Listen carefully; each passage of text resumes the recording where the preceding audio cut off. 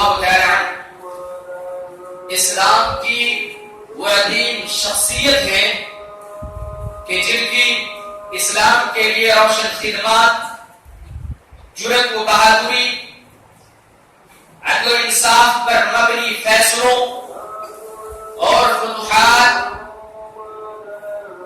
اور شاندار کردار اور کارناموں سے اسلام کا چہرہ روشن ہے۔ سیدنا عمر بن خطاب رضی اللہ تعالی عنہ اسلامی تاریخ کا یا تاریخ انسانی کا ایک ایسا نام ہے جن کی عظمت کو اپنے ہی نہیں، صرف مسلمان نہیں بلکہ بیگانے غیر مسلمین بھی تسلیم کرتے ہیں۔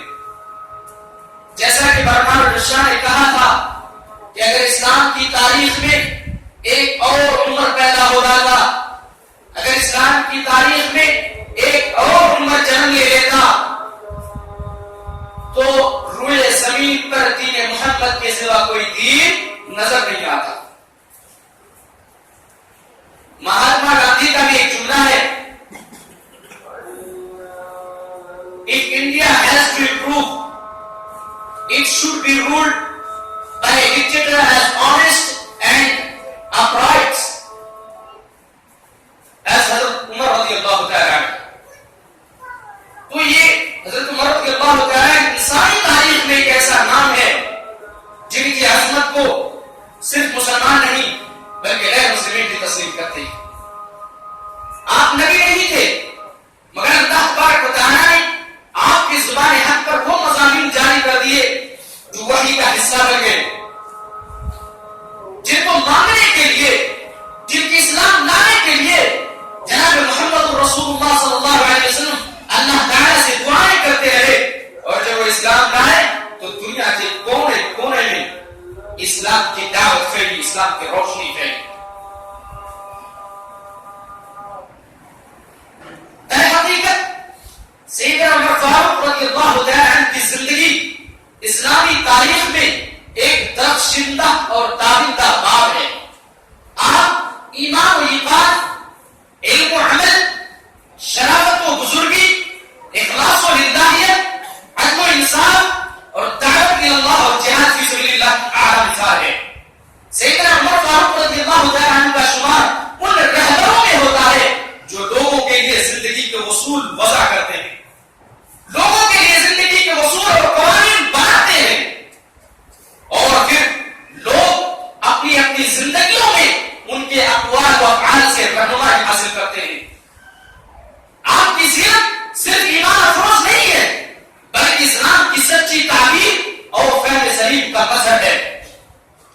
نبی علیہ السلام نے ہمیں حکم دیا ہے کہ ہم خلفائے راشدین مہدیین کی پیروی کریں، ان کے راستے پر چلیں، جیسا کہ سنن ابی داؤد کی صحیح روایت ہے اللہ کے پیارے حبیب صلی اللہ علیہ وسلم فرماتے ہیں علیکم بسنتی وسنت الخلفاء الراشدین المہدیین، تمہارے اوپر میری سنت کو، تم میری سنت کو اور میرے ہدایت یافتہ خلفاء راشدین کی سنت کو مضبوطی سے تھامے رہنا، پکڑے رہنا، ان کے راستے اور طریقے پر چلتے رہنا۔ اس مناسبت سے آج کے خطبہ جمعہ میں سیرت عمر سے ہمارے لیے کیا اسباق ہیں، ان چند چیزوں کا تذکرہ کریں گے۔ اللہ سے دعا کرتے ہیں کہ اللہ رب العالمین ہمیں سن کر اس پر عمل پیدا ہونے کی توفیق عطا فرمائے۔ پہلا سبق، پہلا درس یہ ملتا ہے کہ ہمیں نبی کریم صلی اللہ علیہ وسلم سے اپنی جان، مال، تمام چیزوں سے زیادہ محبت کرنی چاہیے۔ سیرت عمر سے پہلا سبق ملتا ہے۔ دلیل صحیح بخاری کی روایت ہے، سیدنا عبداللہ بن ہشام رضی اللہ تعالی عنہ کی حدیث ہے، کہتے ہیں کنا مع نبی صلی اللہ علیہ وسلم وآخذ بید عمر بن الخطاب۔ عبداللہ بن ہشام رضی اللہ تعالی عنہ کہتے ہیں کہ ہم اللہ کے رسول صلی اللہ علیہ وسلم کے ساتھ تھے، اس حال میں کیا عمر رضی اللہ تعالی عنہ کا ہاتھ پکڑے ہوئے تھے، اتنے میں عمر نے کہا اللہ کے رسول لا تحب الی من کل شیء الا من نفسی، اے اللہ کے رسول مجھے آپ تمام کائنات کی تمام چیزوں سے زیادہ محبوب ہے، ساری کی ساری چیزوں سے زیادہ محبوب ہے سوائے میری جان کے۔ میری جان کی بات ہو اور آپ کی بات ہو تو میں اپنی جان کو ترجیح دوں گا۔ نبی علیہ السلام حضرت عمر رضی اللہ تعالیٰ کا ہاتھ پکڑے ہوئے تھے، آپ نے ہاتھ چھوڑ دیا، کہا کہ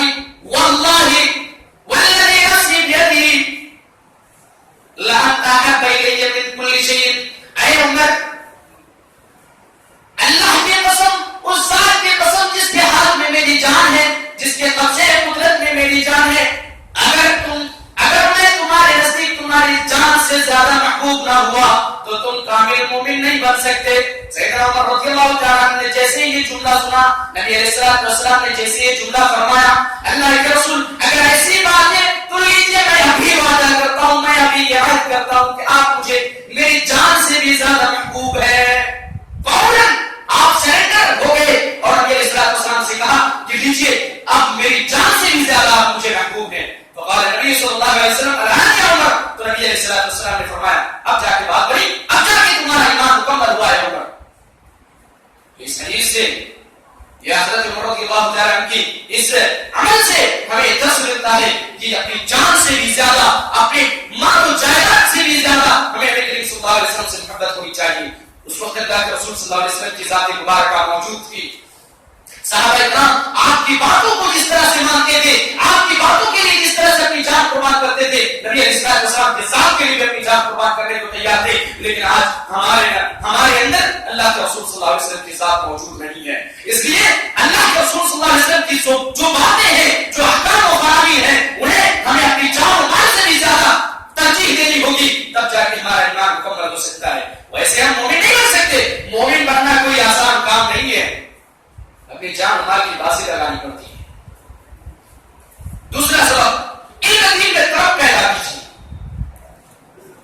صحیح بخاری کی روایت ہے، حضرت عمر رضی اللہ تعالیٰ عنہ اس حدیث کے راوی میں کہتے ہیں كنت انا وجار من الانصار في بني اميه بن زيد وهي من اوائل المدينه وكنا نتناوب النزول على رسول الله صلى الله عليه وسلم۔ سیدنا عمر رضی اللہ تعالیٰ عنہ کہتے ہیں کہ میں اور میرا ایک انصاری پڑوسی دونوں اطراف مدینہ کے ایک گاؤں بنی امیہ بن زید میں رہتے تھے، جو مدینہ کے پورب میں دور کے گاؤں میں سے ایک گاؤں ہے۔ ہم دونوں ایک گاؤں میں رہتے تھے، ایک انصاری پڑوسی اور میں۔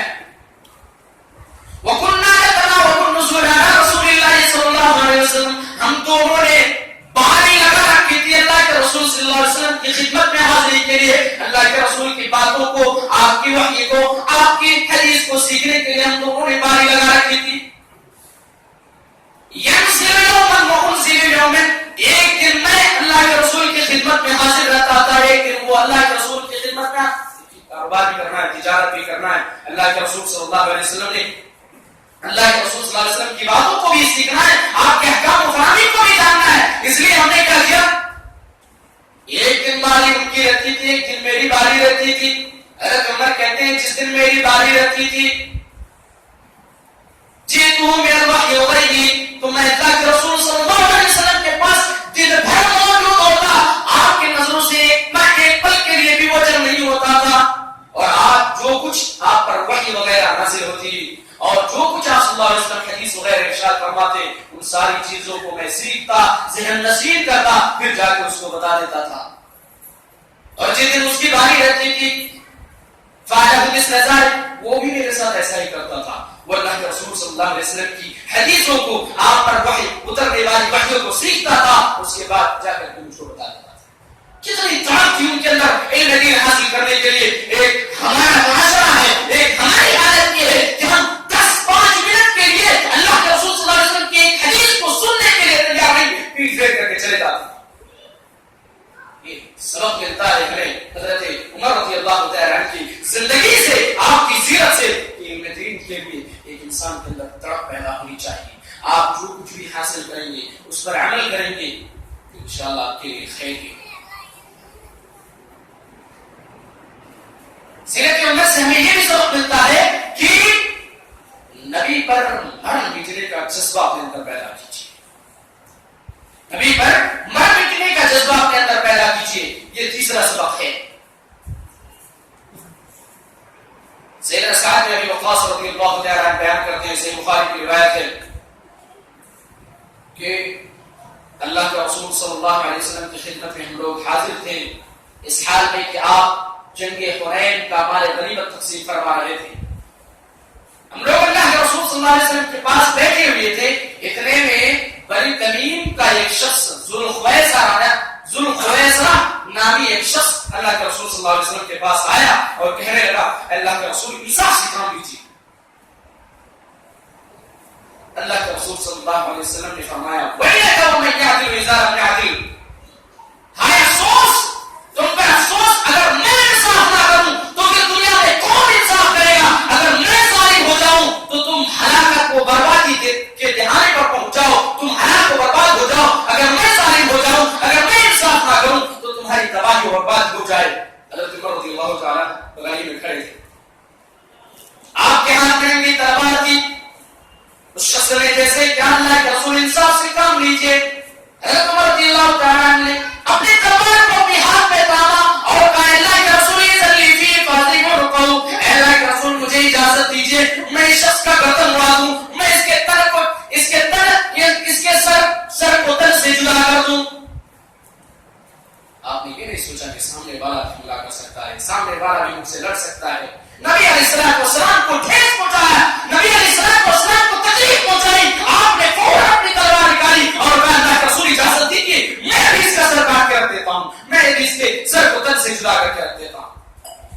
نبی علیہ السلام نے فرمایا دعوہ، چھوڑ دو اسے، فإن له أصحابا، اس کے کچھ لوگ ایسے پیدا ہوں گے، اس کی نسل سے کچھ لوگ ایسے آئیں گے یا اس کے کچھ ساتھی ایسے ہوں گے یحقر احدکم صلاته مع صلاتهم، کہ تم میں سے ہر شخص اپنی نماز کو ان کی نمازوں کے سامنے حقیر سمجھے گا، وصیامهم مع صیامهم، اور اپنے روزے کو ان کے روزوں کے سامنے حقیر سمجھے گا۔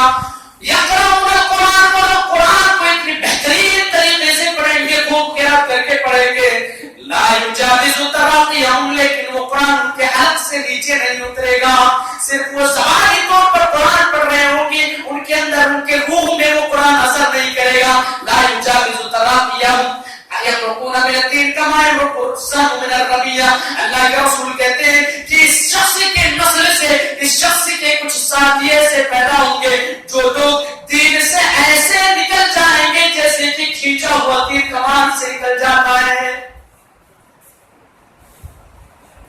اللہ کے رسول صلی اللہ علیہ وسلم نے اس حدیث میں خوارج کے متعلق پیشن گوئی فرمائی اور آپ کی وفات کے بعد ایک پیشن گوئی ہوئی بھی۔ خلاصہ یہ ہے کہ اس حدیث سے ہمیں یہ درس ملتا ہے کہ ہمیں نبی کریم صلی اللہ علیہ وسلم کی شان کو، آپ کی عزت و عظمت کو بچانے کے لیے اپنی جان کی بھی باسی لگا دینی چاہیے۔ آج بہت سارے لوگ نبی علیہ السلام کو برا بھلا کہتے ہیں، شادی کے رسول ہیں، ان لوگوں کے خلاف مجاہدہ کرنی چاہیے۔ سیدنا عمر فاروق رضی اللہ عنہ کی سیرت سے ہمیں یہ درس ملتا ہے کہ نبی کی صرف اتباع ہونی چاہیے، کسی اور کی اتباع نہیں۔ عابد بن ربیع رحمۃ اللہ علیہ کہتے ہیں کہ حضرت عمر رضی اللہ عنہ حجر اسود کے پاس آئے اور اس کو بوسہ دیا، اس کے بعد فرمایا واللہ انی اعلم، واللہ کی قسم میں جانتا ہوں، مجھے اچھی طرح معلوم ہے انک حجر، اے حجر اسود کو ایک پتھر ہے۔ حجر اسود کو مخاطب کر کے فرمایا اے حجر اسود کو ایک پتھر ہے، لا تضر ولا تنفع، نہ تو مجھے نقصان پہنچا سکتا ہے اور نہ ہی مجھے کوئی نفع دے سکتا ہے۔ ولولا انی رأیت النبی صلی اللہ علیہ وسلم یقبلک، اے حجر اسود سنو، اگر میں اللہ کے رسول صلی اللہ علیہ وسلم کو تجھے بوسہ دیتے ہوئے نہ دیکھا ہوتا، ما قبلتک یوما، تو میں تجھے کبھی بھی بوسہ نہیں دیتا۔ صرف اللہ کے رسول کی پیروی کرتے ہوئے، صرف اللہ کے رسول کی اطاعت کرتے ہوئے میں تجھے بوسہ دے رہا ہوں۔ ہر چیز میں حکمت نہیں دیکھی جاتی، ہر چیز میں فائدہ نہیں ڈھونڈا جاتا، بلکہ کبھی کبھی اطاعت اور عبادت بھی کی جاتی ہے، اطاعت اور اتباع بھی کی جاتی ہے۔ اللہ کے رسول صلی اللہ علیہ وسلم کی اتباع کی وجہ سے میں تجھے بوسہ دے رہا ہوں۔ کچھ لوگ کہتے ہیں کہ کھڑے ہو کر پانی پینے میں تو کوئی نقصان نظر نہیں آ رہا، بیٹھ کر پانی پینے میں تو ہمیں کوئی فائدہ نظر نہیں آ رہا۔ او اللہ کے بندو، شریعت کے ہر معاملے میں حکمت اور فائدے نہیں دیکھے جاتے، بلکہ کوئی چیز، کوئی عمل اللہ اور اس کے رسول کے رضا کے خاطر کی جاتی ہے۔ اور ویسے بھی سنو، مسند احمد کی روایت ہے، اللہ کے رسول صلی اللہ علیہ وسلم نے ایک شخص کو دیکھا کہ وہ کھڑے ہو کر پانی پی رہا تھا۔ نبی علیہ السلام نے کہا اسے طے کرو، جتنا تم نے پانی پیا ہے اسے طے کرو۔ فرمایا اللہ کے رسول کیوں؟ اللہ کے رسول صلی اللہ علیہ وسلم نے فرمایا کہ آپ اس بات کو پسند کرتے ہو کہ تمہارے ساتھ ایک بلی پانی پیے؟ کہا کہ نہیں، ایک برتن ہو جس میں تم اپنی زبان اپنے منہ لگائے رکھو اور دوسرے بلی بھی اس میں پانی پی رہی ہو اپنی زبان کرتے ہو؟ کہا کہ نہیں.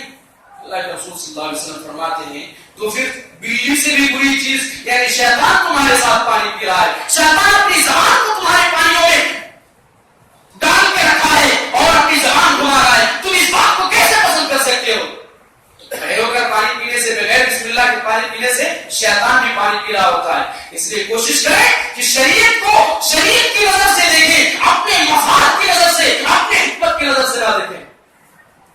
درس ملتا ہے کہ اتباع صرف رسول کی ہونی چاہیے, کسی امام کی نہیں, کسی فلانے ٹھکانے اور یہ اولیاء اور باقی کی نہیں, صرف اللہ کے رسول صلی اللہ علیہ وسلم کی اطاعت ہونی چاہیے, صرف اللہ کے رسول صلی اللہ علیہ وسلم کی اتباع ہونی چاہیے.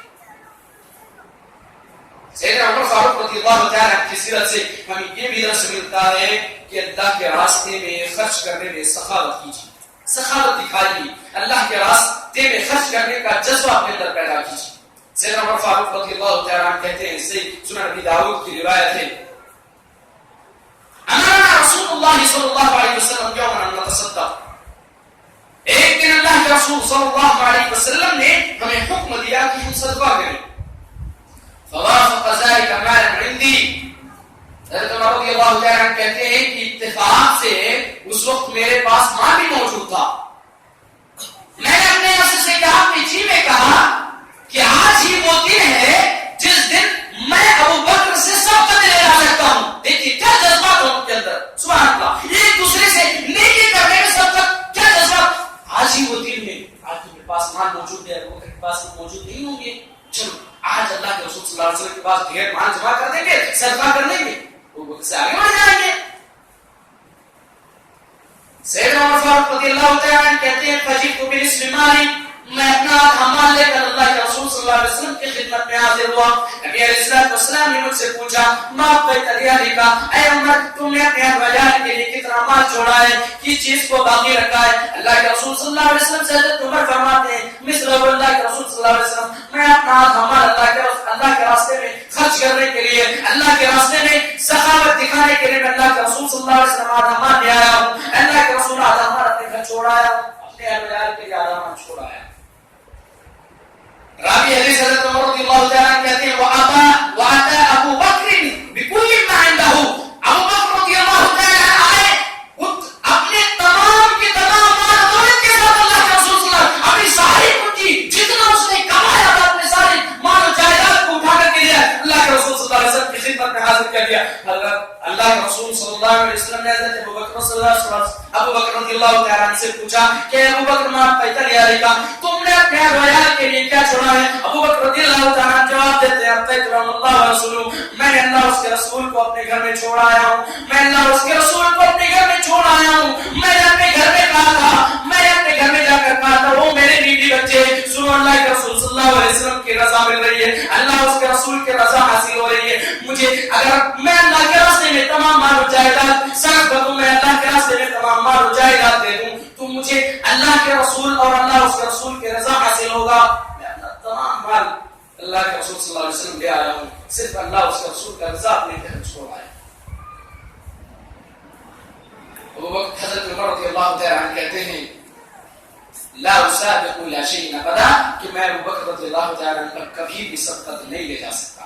ایک وہ تھے صحابہ کرام جو اللہ کے راستے میں پوری جائیداد, اپنی پوری کمائی, پورا بینک بیلنس اللہ کے رسول صلی اللہ علیہ وسلم, اللہ کے رسول صلی اللہ علیہ وسلم کے حکم پر اللہ کے راستے میں خرچ کر دیا کرتے تھے. ایک ہم ہیں, افسوس ہوتا ہے ایک اللہ کے گھر کو چلانے کے لیے آپ کے سامنے چادر چلانے پڑتے ہیں. ہمارا ایمان اتنا کمزور ہو گیا ہے, لوگ شکایت کرتے ہیں آ کر کے حافظ صاحب تجھے وہ نسخے بتا دو کہ رزق میں برکت ہو جائے, تم اللہ کے راستے میں 10 روپے خرچ کرنے کے لیے تیار نہیں, اللہ سے 10,000 مانگتے ہو, تمہیں شرم نہیں آتی, تمہارے مال دولت میں کیسے برکت ہوتی؟ اللہ کے رسول صلی اللہ علیہ وسلم فرماتے ہیں, صحیح بخاری کی صحیح مسلم کی روایت ہے کہ ہر بندہ ما من یوم یصبح العباد فیہ, ہر بندہ جب صبح کرتا ہے 2 فرشتے نازل ہوتے ہیں, ہر بندے کے ساتھ 2 فرشتے نازل ہوتے ہیں. ایک فرشتہ کہتا ہے اللہم آتی منفقا خلفا, اے اللہ جو تیرے راستے میں خرچ کرتا ہے, جو تیرے گھر کو آباد کرتا ہے, جو مسکینوں کا خیال کرتا ہے, جو تیرے راستے میں خرچ کرتا ہے, اسے اس کا بہتر نعمت بدل عطا فرما. فرشتے دعا کرتے ہیں کہ اس کے رزق میں برکت دے، اسے دنیا و آخرت میں ان کے نیکیوں میں ان کے رزق میں برکت دے، فرشتے دعا کرتے ہیں۔ اور جو خرچ نہیں کرتا اس کے لیے ایک دوسرا فرشتہ دعا کرتا ہے، اے اللہ جو تیرے راستے میں خرچ نہیں کرتا اس کے جو مال رکھے ہوئے ہیں اسے بھی طلب کرتے، اسے بھی ہلاک برباد کرتے۔ حافظ صاحب سے آ کر کے، مولوی صاحب سے آ کر کے مجھ سے پوچھتے ہیں کہ ہمارے رزق میں برکت نہیں ہوتے، اللہ کے راستے میں آپ نے 10 روپے خرچ نہیں کرنا ہے اور آپ کو اللہ سے 10,000 روپے چاہیے، کیسے ہوگا، کیسے برکت ہوگی؟ آپ کو فرشتے دعائیں دیتے ہیں جو آپ نے جمع کر کے رکھی وہ بھی اللہ ہے۔ اس لیے شریعت اور اللہ اس کے رسول کے لیے، اللہ کے گھر کے لیے خرچ کرنے کا، اللہ کے راستے میں خرچ کرنے کا جذبہ اپنے اندر پیدا کیجیے۔ حضرت عمر رضی اللہ تعالیٰ کی سیرت سے ہمیں اس بات کا بھی درس ملتا ہے، اس بات کا بھی سبق ملتا ہے کہ دنیا سے ایک انسان کو بے رغبتی اختیار کرنی چاہیے۔ دنیا داری اور حرص، لالچ، یہ تمام بد اخلاقیوں کی بنیاد، تمام بدعمالیوں کی بنیاد ہے۔ جس بندے کے اندر جتنا دنیا کی محبت پائی جائے گی وہ انسان اتنا بدعمل ہوگا، شریعت سے وہ اتنا ہی دور ہوگا۔ حضرت عمر رضی اللہ تعالیٰ عنہ کو اس چیز سے طبعی طور پر سخت نفرت تھی۔ حضرت سعد بن ابی وقاص رضی اللہ تعالیٰ عنہ کہتے ہیں واللہ ما کان اقدمنا اسلاما، اللہ کی قسم مجھے اچھی طرح معلوم ہے کہ عمر رضی اللہ تعالیٰ عنہ ہم لوگوں سے پہلے اسلام قبول نہیں کیے تھے۔ وہ عمر رضی اللہ تعالیٰ عنہ نے اب ہم لوگوں سے بہت بعد ہی اسلام قبول کیا، لیکن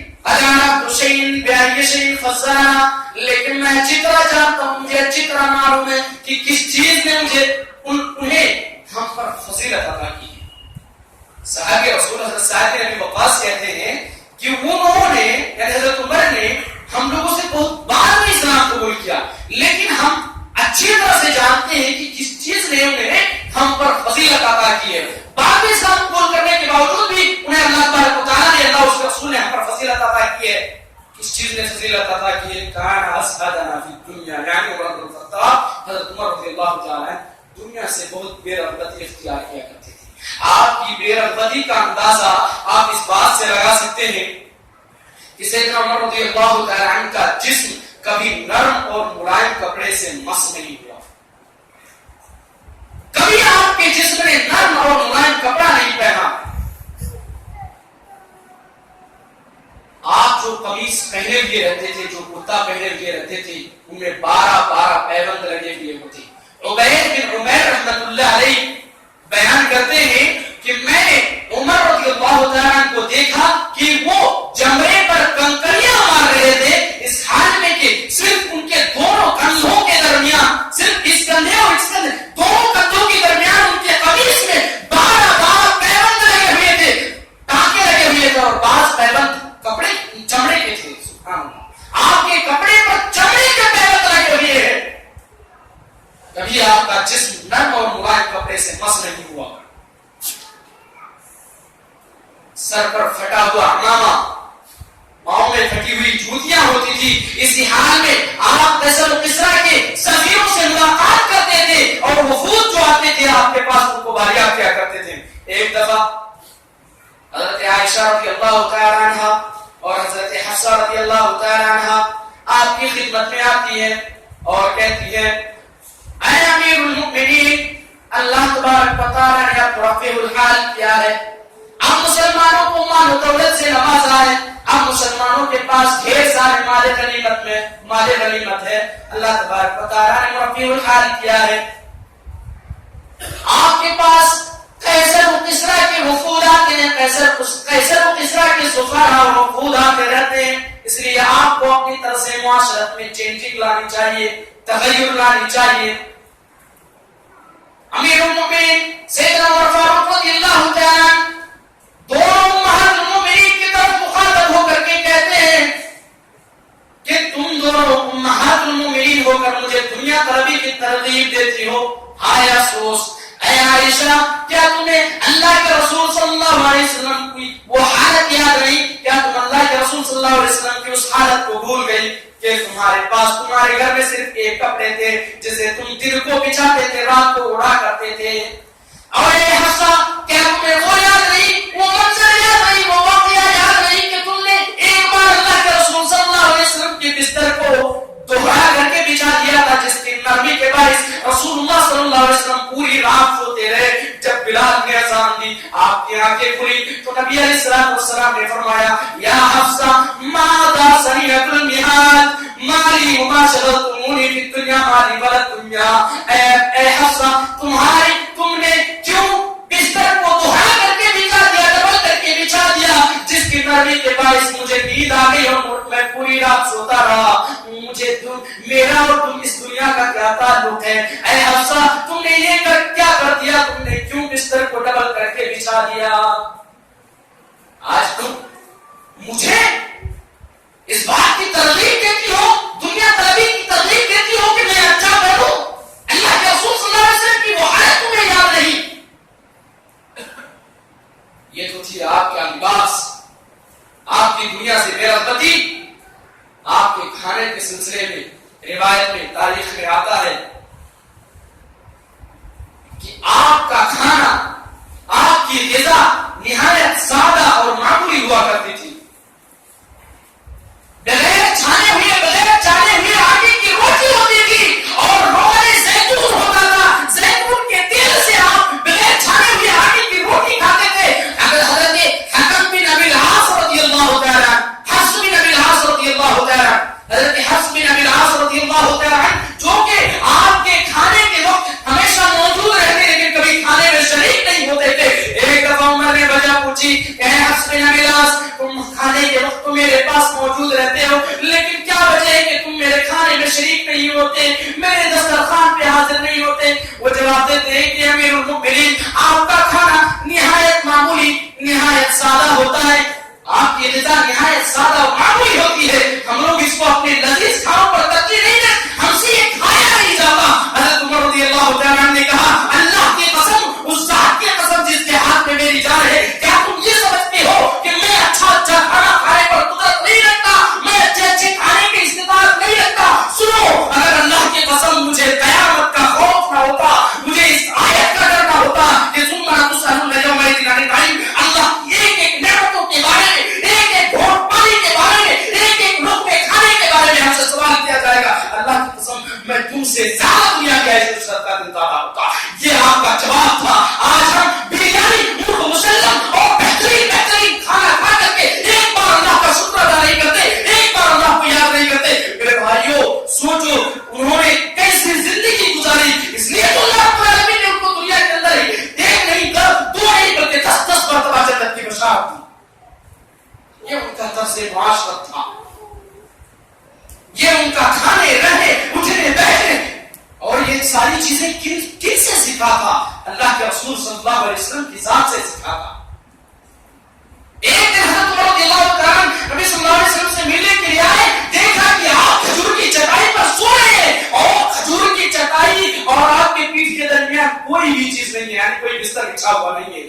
دیکھا نبی علیہ الصلوۃ والسلام کے پیٹھ کے اوپر کھجور کے پتے کے نشان پڑے ہوئے ہیں. حضرت عمر رضی اللہ تعالیٰ یہ منظر دیکھ کر کے رونے لگے. فرمایا، عمر کیوں روتے ہو؟ کہا، اللہ کے رسول، اللہ تبارک و تعالیٰ نے دنیا کو ان کافروں کے لیے مسخر کر دیا ہے. آپ اللہ کے چہیتے ہیں، رسول ہیں، اس کے باوجود آپ کی حالت عمر کو یہ چاہیے کہ وہ لوگ اس طرح سے زندگی گزارے اور آپ کی زندگی ایسی عزت میں کرے. نبی علیہ الصلوۃ والسلام نے فرمایا، اے عمر، کیا تم اس بات سے خوش نہیں کہ ان سے دنیا مل جائے اور مجھے آخرت مل جائے؟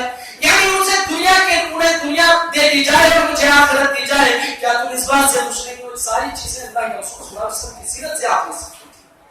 تو اس بات کا درس ملتا ہے کہ اپنے آپ کو دنیا سے دنیا حاصل کرنے کے لیے آج ہم نماز فضا کر دیتے ہیں، اللہ کے حرام کی تمیز نہیں دیکھتے، اس ساری نافرمانیاں کر دیتے. حضرت عمر رضی اللہ تعالیٰ کی سیرت سے اس بات کا بھی درس ملتا ہے، سبق ملتا ہے کہ اپنے اندر زہد و ورع اور تقوی و پرہیزگاری پیدا کی جائے. تقوی اور پرہیزگاری، زہد و ورع کیسی کہ خلیفۃ المسلمین بننے کے بعد آپ رضی اللہ تعالی ممبر پر تشریف لائے، ممبر رسول پر بیٹھے، اس جگہ پر بیٹھ گئے جس پر حضرت ابوبکر صدیق رضی اللہ تعالی اپنا پاؤں رکھتے تھے، اس سیڑھی پر بیٹھ گئے جس پر حضرت ابوبکر رضی اللہ تعالی اپنا پاؤں رکھتے تھے۔ لوگوں نے، صحابہ کرام نے عرض کیا، اے خلیفۃ المسلمین، اے امیر المؤمنین عمر رضی اللہ تعالی عنہ، اس پر حضرت ابوبکر رضی اللہ تعالی اپنا پاؤں رکھا کرتے تھے، آپ اوپر اٹھ کر کے دوسری سیڑھی پر بیٹھ جائیے۔ آپ نے کیا فرمایا؟ سنو، آپ نے فرمایا میں اس بات سے خوش ہوں، یا میرے لیے صرف یہ بات کافی ہے کہ مجھے اس مقام پر جگہ مل جائے جس پر سیدنا ابوبکر رضی اللہ تعالیٰ عنہ کے پاؤں رہتے ہوں۔ یہ آپ کے اندر زہد و ورع تھا، یہ آپ کے تقوی کی حالت تھی۔ اس کے بعد لوگوں کو نصیحت کی، نصیحت کرنے کے بعد لوگوں کو مخاطب ہو کر کے فرمایا، اے لوگوں، اگر میں تمہیں سنت نبوی اور سیرت صدیقی کے خلاف حکم دوں تو کیا کرو گے؟ لوگ خاموش رہے، کچھ جواب نہیں دیا۔ آپ نے پھر سے سوال دوہرایا کہ لوگوں، اگر میں تمہیں سنت نبوی اور سیرت صدیقی کے خلاف حکم دوں تو کیا کرو گے؟ ایک نوجوان جو آپ کے سامنے تھا فوراً اپنی تلوار کھینچ کر کے کھڑا ہو گیا، کہنے لگا، یا امیر المؤمنین، اگر آپ اس طرح کا حکم دیں گے تو آپ کے سر کو کاٹ کے رکھ دیں گے۔ حضرت عمر رضی اللہ تعالیٰ نے اپنے ہاتھ کو اٹھا دیا اور کہا کہ اللہ تیرا شکر ہے کہ تو نے اپنے نوجوانوں کے اندر، ہمارے نوجوانوں کے اندر اس قدر اطاعت رسول کا جذبہ رکھا ہے۔ اور اس کے بعد آپ رضی اللہ تعالیٰ اس نوجوان سے بہت خوش ہوئی۔ آپ کی زہد و ورع اور تقوی کی یہ حالت تھی کہ سیدنا ابو موسیٰ اشعری رضی اللہ تعالیٰ عنہ نے ایک مرتبہ بیت المال کا جائزہ لیا، بیت المال کی صاف صفائی کی، وہاں کا جائزہ لیا تو وہاں صرف ایک درہم پڑا ہوا ملا۔ انہوں نے اس خیال سے کہ یہ درہم یہاں کیوں پڑا ہوا ہے، اٹھا کر کے حضرت عمر رضی اللہ تعالیٰ کے گھر کے بچے کو دے دیا۔ سیدنا عمر رضی اللہ تعالیٰ کو جب معلوم ہوا تو آپ نے وہ درہم اس بچے کے ہاتھ سے لے کر کے پھر بیت المال کے اندر داخل کر دیا، اور اس کے بعد حضرت ابو موسیٰ اشعری رضی اللہ تعالیٰ کو بلا کر کے فرمایا، اے ابو موسیٰ اشعری، کیا تم کو پورے مدینہ میں عمر کے گھر سے زیادہ کوئی غریب گھر نظر نہیں آیا؟ اے ابو موسیٰ اشعری، کیا تم کو عمر کے گھر سے زیادہ تمہیں کوئی اور محتاج گھر نظر نہیں آیا؟ تم نے عمر کے گھر کے بچے کو تم نے یہ بیت المال کا مال دے دیا، بیت المال کے روپے پیسے دے دیے۔ اے ابو موسیٰ اشعری، کیا تم چاہتے ہو کہ کل قیامت کے دن پوری کی پوری امت محمدیہ کی گردن، پوری امت محمدیہ کا مطالبہ میرے گردن پر ہو؟ یہ آپ کے تقوی کی حالت تھی، یہ آپ کا زہد و ورع تھا۔ حضرت حفصہ رضی اللہ تعالیٰ ایک مرتبہ آپ کی بیٹی ام المؤمنین حضرت حفصہ رضی اللہ تعالیٰ یہ سن کر کے کہ آپ کے پاس مال غنیمت آیا ہوا ہے، آئی اور کہنے لگی، اے امیر المؤمنین، میں ذوی القربیٰ میں سے ہوں، مجھے میرا حق عنایت کیجیے۔ آپ رضی اللہ تعالیٰ عنہ نے اپنی بیٹی سے کہا، میری پیاری بیٹی، میری نور نظر، لخت جگر، سنو، تمہارا حصہ میرے خاص مال میں ہے، تمہارا حصہ میرے خاص مال میں ہے، یہ تو مسلمان کا مال ہے، یہ تو غنیمت کا مال ہے، اس میں تمہارا حصہ کہا۔ جب آپ نے کہا تو خفیف ہو کر کے چلی گئی۔ تو آپ کی تقوی کی یہ حالت تھی، آپ کے زہد و ورع اور پرہیزگاری کی یہ حالت تھی کہ ایک درہم مسلمانوں کے مال سے، مال غنیمت سے اپنے گھر کے لیے دینا گوارا نہیں کیا۔ برادران اسلام، جس کی طرز معاشرت یہ ہو کہ جسم پر جو قمیض ہو اس میں 12 پیوند لگے ہوئے ہو، غریب عورتوں کی یہاں کاندھے پر مشک رکھ کر کے پانی بھرتا نظر آتا ہو، فرش خاک پر سو جاتا ہو، پھر یہ روگ و ادب ہو کہ عرب و عجم جس کے نام سے لرزتے ہو، جس طرف رخ کرتا ہو زمین دہل جاتی ہو۔ اللہ کی قسم، تاریخ میں لکھا ہے کہ اگر قیصر و کسریٰ کے محل میں اگر آپ کا نام بھی کوئی لے لیتا تو وہاں کا بادشاہ فوراً کھڑا ہو جایا کرتا، ڈرنے والے کھڑا ہو جایا کرتا۔ یہ روگ و ادب۔ آپ سکندر و تیمور کی بات کرتے ہیں، سنو، سکندر و تیمور 30 ہزار فوج اپنے ساتھ لے کر نکلتا تھا، جب تب جا کے لوگ ان سے ڈرتے تھے، تب جا کے ان کا روب قائم ہوتا تھا۔ سیدنا عمر فاروق رضی اللہ عنہ سفر شام کے لیے نکلتے ہیں، آپ کے ساتھ صرف ایک غلام ہے، صرف ایک غلام ہے، کوئی نام و لشکر نہیں، کسی 30-40 ہزار کا فوج نہیں، صرف ایک غلام آپ کے ساتھ ہے۔ جب آپ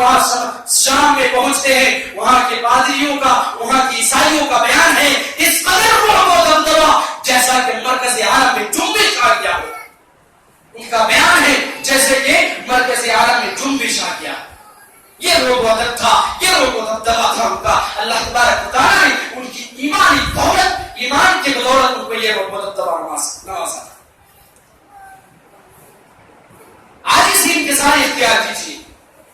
حضرت سنان بن حضری رحمۃ اللہ علیہ فرماتے ہیں کہ ایک بار میں حضرت عمر رضی اللہ تعالیٰ عنہ کے زمانے میں بچہ تھا. میں ایک مرتبہ دیگر بچوں کے ساتھ کچی کھجور توڑنے کے لیے نکلا. اتنے میں عمر آ گئے, سارے دیکھ کر کے بھاگ گئے. عمر رضی اللہ تعالیٰ عنہ کو دیکھ کر سارے لوگ, سارے بچے بھاگ گئے. میں پیچھے پر کھڑا رہا. اس کے بعد حضرت عمر رضی اللہ تعالیٰ نے کہا یہاں کیا کر رہا ہوں؟ تو میں نے کہا کہ امیر المومنین میں یہ کچی کھجور جو گرا پڑا ہے وہی لینے آیا تھا. کہا کہ دکھاؤ. دکھایا تو انہوں نے کہا تم نے سچ کہا کہ یہ گری پڑی کھجور ہے. اس کے بعد وہ کہتے ہیں کہ میں بچہ تھا. کیا تھا؟ میں بچہ تھا. میں نے کہا امیر المومنین وہ بچے دیکھ رہے ہیں, اگر میں اکیلا جاؤں تو مجھ سے یہ کھجور چھین لیں گے. کیا کر لیں گے؟ یہ کھجور چھین لیں گے. امیر المومنین حضرت عمر فاروق رضی اللہ تعالی عنہ خود کہتے ہیں کہ خود مجھے میرے گھر تک چھوڑنے کے لیے آئے. خود مجھے میرے گھر. یہ عاجزی تھی, یہ انکساری تھی کہ ایک بچے کی بات آپ سنتے تھے. آپ کی تاریخ مسلمانوں کے لیے ایک درخشندہ اور تابندہ باپ ہے. مسلمانوں کو حضرت عمر رضی اللہ تعالیٰ عنہ کی تاریخ کا خصوصاً مطالعہ کرنا چاہیے.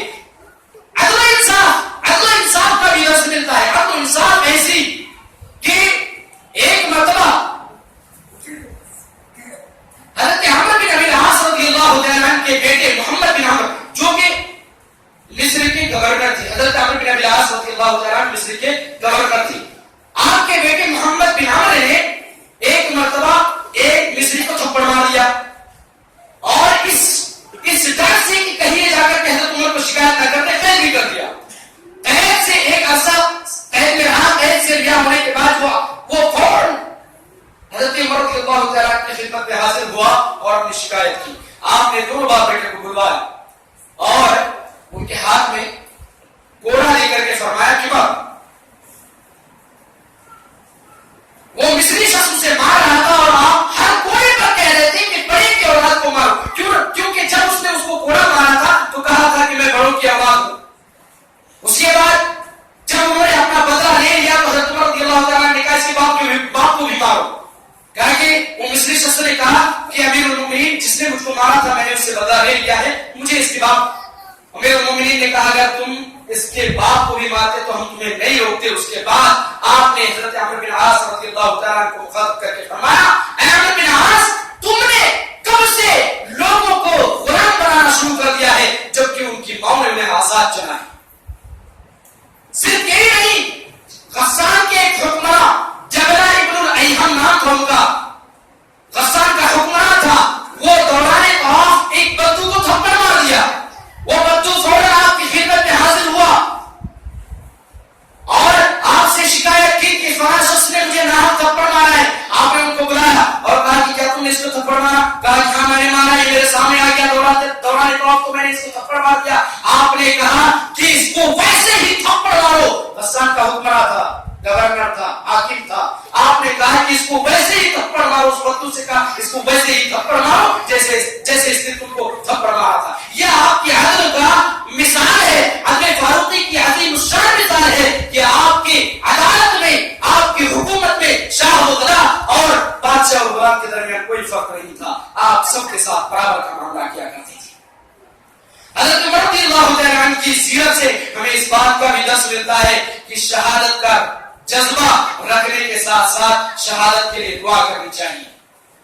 حضرت عمر رضی اللہ تعالیٰ عنہ خود دعا کیا کرتے تھے اللہم ارزقنی شہادۃ فی سبیلک واجعل موتی فی بلد رسولک. اے اللہ مجھے اپنے راستے میں شہادت نصیب فرما اور میری موت بلد رسولک یعنی نبی صلی اللہ علیہ وسلم کی شہر مدینہ میں ہو, میری وفات مدینہ میں ہو. لوگ آپ سے کہتے ہیں کہ امیر المومنین آپ آگ اور پانی کا ایک ساتھ سوال کر رہے ہیں. ایک تو آپ امیر المومنین ہیں, خلیفۃ المسلمین ہیں, مسلمانوں کے بادشاہ ہیں. دوسری یہ ہے کہ آپ سلطنت میں بیٹھے ہوئے ہیں, مدینے میں ہیں جہاں پر کافروں کے حملے کی کوئی گنجائش نہیں. آپ کو کیسے شہادت مل سکتی ہے؟ اور اگر آپ شہادت چاہتے ہی ہیں تو پھر یہ کیوں تمنا کر رہے ہیں کہ مجھے مدینہ ہی میں وفات ملے؟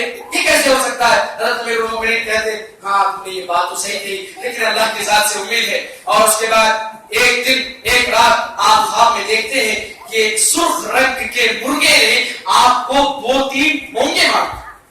حضرت عمر رضی اللہ تعالیٰ ایک رات خواب میں دیکھتے ہیں کہ ایک سرخ رنگ کے مرغے نے آپ کو 2-3 ٹھونگے ماری.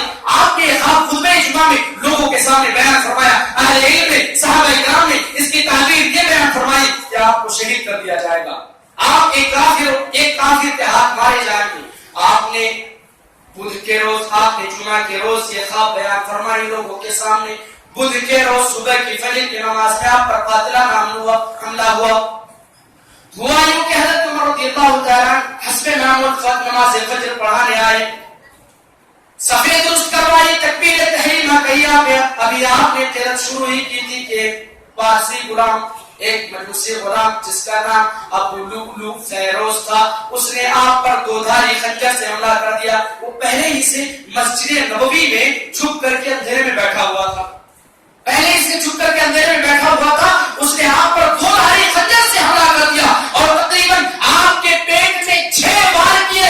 چونکہ آپ نماز کی حالت میں تھے اس لیے آپ کو دفاع کا موقع نہیں ملا.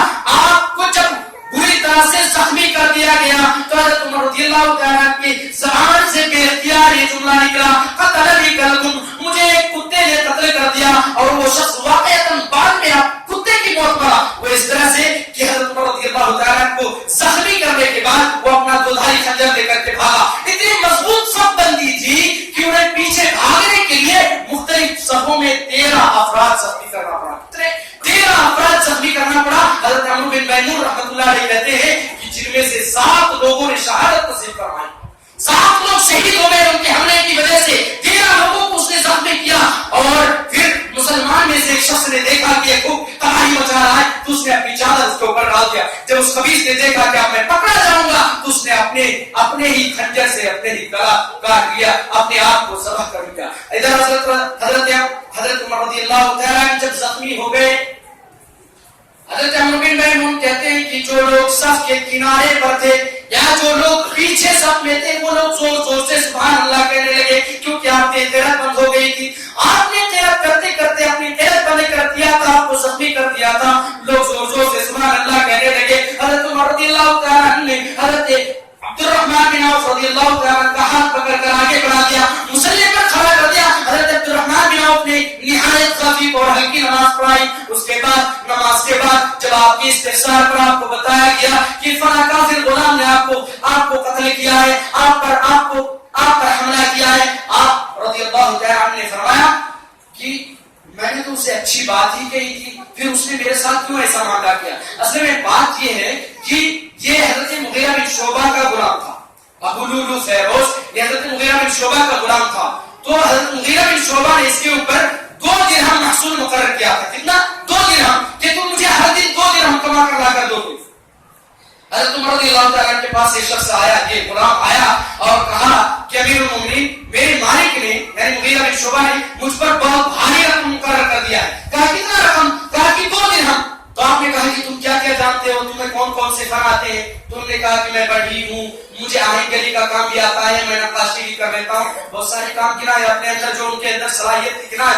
حضرت عمر رضی اللہ تعالیٰ نے کہا یہ تو تمہارے کام کے مقابلے میں کچھ بھی نہیں ہے، یعنی 2 درہم ادا کرنا تمہارے لیے کوئی مشکل بات نہیں ہے، جاؤ.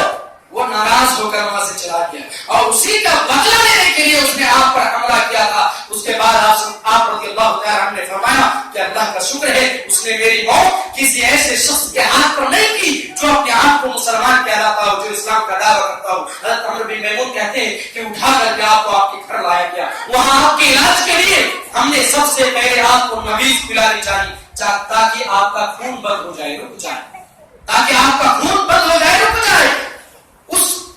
اس نے 6-7 بار کر کے آپ کے پیٹ کو بری طرح سے چیر پھاڑ دیا تھا. وہاں پر حضرت عمرو بن میمون کہتے ہیں کہ ہم نے سب سے پہلے حضرت عمر رضی اللہ تعالیٰ کو نبیذ پلائی جو آپ کی ہتھیلیوں سے باہر نکل آئے.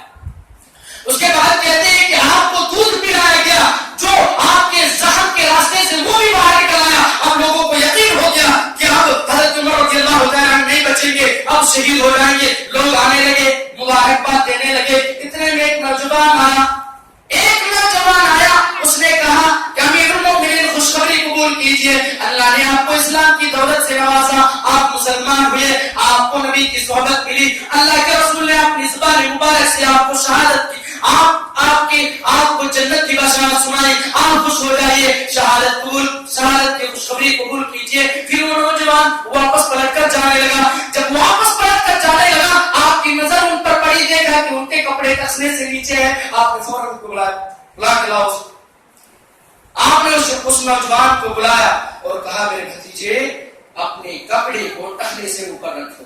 کیا کہہ رہے ہیں؟ کس حالت میں کس بات کی درس دے رہے ہیں؟ یہاں ہم انتظار کرتے ہیں، بغل میں ایک شخص جس کے کپڑے ٹخنے سے نیچے ہے نماز کے لیے کھڑا ہے، اس کے بغل والے بندے کو توفیق نہیں ہوتی۔ یہ مولوی اور صرف امام صاحب کا کام ہے کہ سب کو جا کے ان کے کپڑے ٹخنے سے اوپر کروائیں۔ تمہارے لیے نہیں ہے شریعت، تمہارے لیے بھی ہے، ہم سب کے لیے ہے شریعت، صرف امام کا کام نہیں ہے کہ وہ لوگوں کی اصلاح کرتا پھرے، آپ لوگوں کے لیے بھی ضروری ہے۔ اگر بغل میں کوئی شخص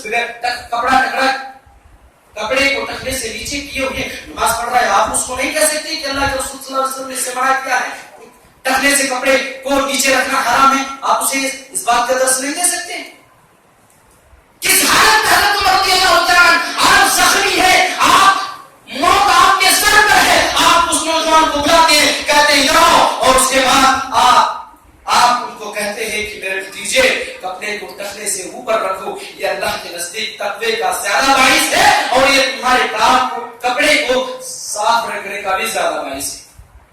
عمر بن میمون کہتے ہیں، اس کے بعد حضرت عمر رضی اللہ تعالیٰ عنہ نے حضرت عبداللہ بن عمر رضی اللہ تعالیٰ عنہ کو سیدہ عائشہ رضی اللہ عنہا کے پاس بھیجا۔ آپ چاہتے تھے کہ نبی کریم صلی اللہ علیہ وسلم کے بغل میں حضرت ابوبکر صدیق رضی اللہ تعالیٰ عنہ کے پہلو میں دفن ہو، آپ چاہتے تھے، آپ کی خواہش تھی۔ آپ نے حضرت عبداللہ بن عمر رضی اللہ تعالیٰ عنہ کو بھیجا، حضرت عبداللہ بن عمر گئے اور کہا کہ عمر بن خطاب، آپ نے یہ وصیت کر کے بھیجا تھا کہ ان کو بولنا کہ عمر بن خطاب آپ سے اجازت مانگتا ہے کہ وہ اللہ کے رسول صلی اللہ علیہ وسلم کے پہلو میں دفن ہو۔ یہ مت بولنا کہ امیر المومنین نے حکم دیا ہے کہ آپ سے کہ آپ وہ جگہ میرے لیے خاص کر دیں۔ حضرت عبداللہ بن عمر گئے، ان سے اجازت لے کر کے آئے، دیکھا کہ حضرت عائشہ رضی اللہ تعالیٰ عنہا رو رہی ہے، آپ نے اجازت طلب کی، آپ کو اجازت دی گئی۔ اس کے بعد حضرت عبداللہ بن عمر رضی اللہ تعالیٰ عنہ واپس آئے، اور اس کے بعد آپ کو خوشخبری سنائی کہ حضرت عائشہ رضی اللہ تعالیٰ عنہا مان گئی ہے۔ آپ نے اللہ کا شکر ادا کیا اور کہا کہ اس سے زیادہ میرے لیے کوئی اہمیت کی بات نہیں تھی۔ اس کے بعد آپ کی وفات ہوئی۔ حضرت عبداللہ بن عمر رضی اللہ تعالیٰ عنہ کو حضرت عمر رضی اللہ تعالیٰ عنہ نے وصیت کی تھی کہ جب میں مر جاؤں، میرے جنازے پڑھ چکو تو تم لوگ پھر لے جا کر کے میرے جنازے کو وہاں پر رکھنا، اور حضرت عائشہ رضی اللہ تعالیٰ عنہ سے تمام لوگوں کے سامنے ایک بار اجازت چاہا، کہیں لوگوں کو ایک غلط فہمی نہ ہو کہ امیر المومنین نے حکم دے کر زبردستی وہ جگہ اپنے نام کرا لیا ہے۔ تمام لوگوں کے سامنے ان کو بولنا، ان کو کہنا کہ حضرت عمر بن خطاب یہاں پر نبی کے پہلو میں اپنے دوستوں کے ساتھ دفن ہونے کی اجازت چاہتا ہے، اگر آپ اجازت دے تو مجھے وہاں پہ دفن کرنا، اور اگر منع کر دے تو مسلمانوں کے عام قبرستان میں مجھے دفن کر دینا۔ اس کے بعد حضرت عمر رضی اللہ تعالیٰ عنہ کے ساتھ ویسا ہی معاملہ کیا گیا۔ حضرت عائشہ رضی اللہ تعالیٰ عنہ نے اجازت دی، حضرت سہیل رومی رضی اللہ تعالیٰ عنہ نے آپ کی نماز جنازہ پڑھائی، پھر آپ کو دفن کر دیا گیا۔ تاریخ میں آیا ہے کہ جس دن حضرت عمر رضی اللہ تعالیٰ عنہ کا انتقال ہوا، اس دن سورج کو گرہن لگا، مدینے میں اندھیرا ہوا، اس طرح سے لوگوں کا رونا دھونا اور سورج کا سیاہ ہونا ایک مالک قیامت نظر آ رہا تھا۔ مدینہ منورہ کے بچے اپنے ماں سے پوچھتے تھے، اے ماں کیا آج قیامت ہے، کیا آج قیامت آ گئی ہے؟ مدینہ منورہ کی ماں اپنے بچوں سے کہتی تھی نہیں، بلکہ سارے 22 لاکھ پر تعمیر پر حکومت کرنے والے، عدل و انصاف کی عظیم الشان مثال قائم کرنے والے مرید رسول مراد رسول حضرت عمر رضی اللہ تعالیٰ عنہ کا انتقال ہو گیا ہے۔